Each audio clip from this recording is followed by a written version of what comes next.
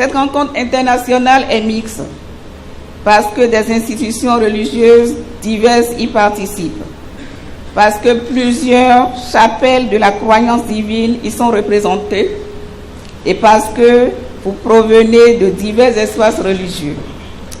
Je me réjouis de voir que nous avons réussi à réunir ici des acteurs différents de la chose religieuse.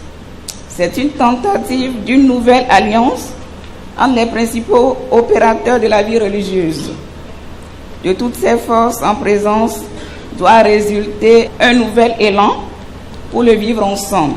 L'idée de cette rencontre est née des travaux d'études de la Commission pour le dialogue interreligieux au sein de la Conférence des évêques suisses qui a souhaité collaborer avec la Fondation Espace Afrique afin de s'inspirer du modèle béninois, pays où cohabitent des populations de différentes confessions religieuses. Je me réjouis d'apprendre du modèle béninois.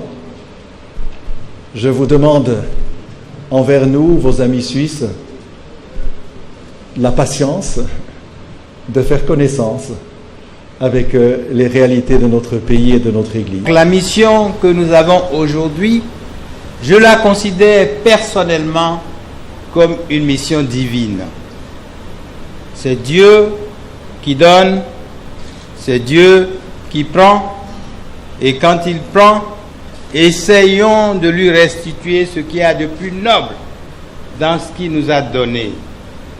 C'est pour cela que j'attends beaucoup de cette réunion. À travers des communications, il sera procédé à une étude approfondie du modèle de dialogue interreligieux béninois, à une comparaison entre ce modèle et celui suisse. Il sera aussi question d'échange d'expériences entre les deux modèles, et c'est Joseph Djogbenou, ministre de la Justice, garde des Sceaux, représentant du chef de l'État, qui a lancé les travaux. Le défi du monde et le défi du Bénin, c'est de rendre possible, c'est de rendre constant, c'est de rendre permanent ce dialogue. Sans le dialogue interreligieux, il semble bien que le monde ne survivra guère. Et c'est pour cela que le président de la République voudrait encourager les organisateurs de cette rencontre scientifique,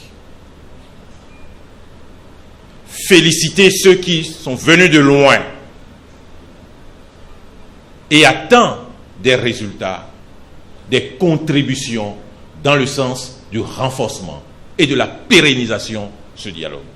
Les activités prévues dans le cadre de cette rencontre internationale vont prendre fin le 9 février prochain.